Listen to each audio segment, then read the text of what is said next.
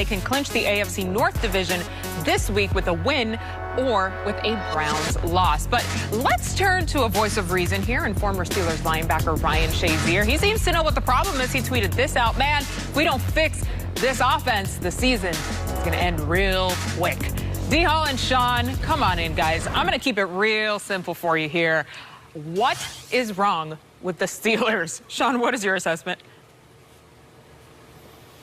Well, MJ, look, I think they were kind of on autopilot there when they were on their 11-0 run, and you start to kind of lose track of the things that got you the victories. Offensively, it's not just Ben. Ben had some errant throws. He missed a lot of throws high, a lot of poor decisions as well. But Alejandro Villanueva, the left tackle, he got worked, and he got worked bad. The receivers, look, I think that there was a couple times where there were two receivers in the same spot. So just not the same chemistry, not the same synchronization that they had been accustomed to earlier this season. So no doubt about it, they've got to get the simple stuff right. We heard Mike Tomlin talk about it was a JV performance weeks ago. We heard him talking about they've got to make the routine plays routinely. Well, look, it's still back to the basics for Pittsburgh. But I do think they're still a really good football team. Everything that I saw on film was all fixable. They're just going to have to get their hands dirty and get back to work.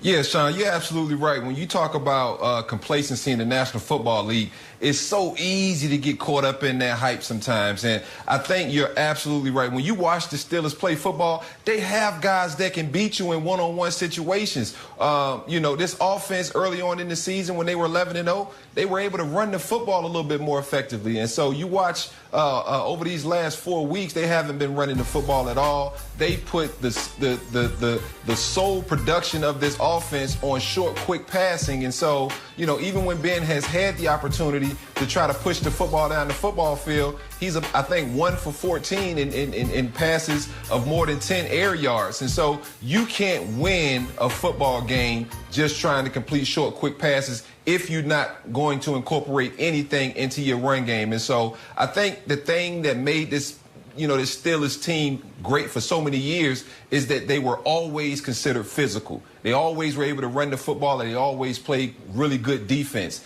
You put on the film and you watch those guys play, sometimes you don't even see the effort or the want to out of those guys. It was almost painful to watch last night, guys. And listen, a quick note on Big Ben here. Roethlisberger earned a PFF grade of 25.1. That is his lowest ever in a single game. Going back to when PFF began assigning player grades, that was back in 2006. It's the second lowest grade game by a starting QB this entire season. Guys, thanks. Hey, we already know what it is, bro. It's our time, you feel me? It's gonna get done. It's gonna get done. Russ looks. Now he's gonna let it fly. It is in. Touchdown, Seahawks. Goff steps up, lobs it to the end zone. Touchdown, LA! Great job, Smooth. We got to set the tone. He's wrapped up and thrown down. Could not get away from Aaron Donald. Great defensive play. You talk about physical football. Chris Carson just runs over. Well played, boy. How about that? That's exactly what we need. Time now for Next Gen Stats powered by AWS. So according to Next Gen, Jared Goff's metrics drop significantly when under pressure. So he holds on to the ball longer. His completion percentage drops from 74 to 44, which is among the bottom 10 in the league. And his passer rating is cut in half. So LT and M-Rob, let's talk about this one because it's another big game. Our total access game of the week. You know we got to plug that. Rams at Seahawks. Willie and I just previewed this matchup, and I agree with him. He says both of these teams just need to show him more. LT, what are your keys to victories here for the Rams?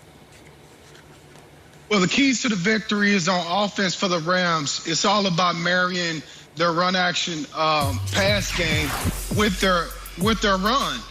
They do a great job of marrying them both together. We know on their drop back, they do it second highest in the league, play action. And look at this. Watch the safety down here. This is just a simple run. When you look at the safety, he was looking at the wide receiver. He didn't even know that they was about to run the game. Now, this is the same type of formation. Bunch, you got the receiver coming across now. It looks like a run. Now, look at those linebackers. They're reacting to a play that they thought they just saw. Nope, we're going to run a quick screen and keep you off balance. So this is the key to the Rams offense. They got to have success running the football so that you can draw those defenders in the run game. So when you do play action, now you got everything behind those linebackers wide open for those great receivers that you have.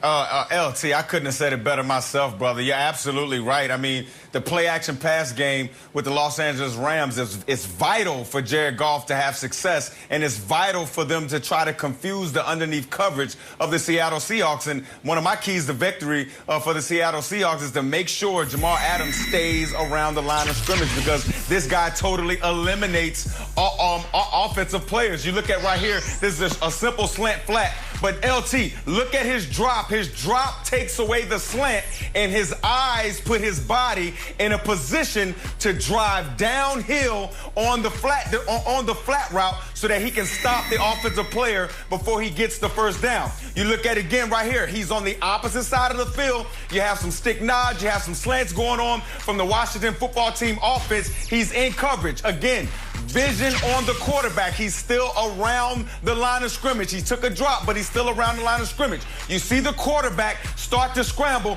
and look at Jamal Adams totally erase the quarterback in this one. I want to show it again. Look at this. Look at him hawk down Dwayne Haskins. Now, look, I'm not trying to sit here and say Dwayne Haskins is Lamar Jackson or anything like that, but you see what I'm talking about. You see Jamal Adams and his impact on offense. But LT, just to second your thought before we get out of here, the Los Angeles Rams are going to have to do something to impact Jamal Adams, because if not, this kid can totally wreck their game plan and they'll be losing again to the Seattle Seahawks. Guys, POV, it's week 16. The division could be yours, and you're going up against your divisional rival. This is the drama that we live for. All right, guys, thanks. After the break on NFL Total Access, 3 questions about 3 quarterbacks. How far can Tua take the Dolphins? Are Kyler and the Cards a legitimate threat? And what's it going to take to really believe in Brady and the Bucs? We've got answers next.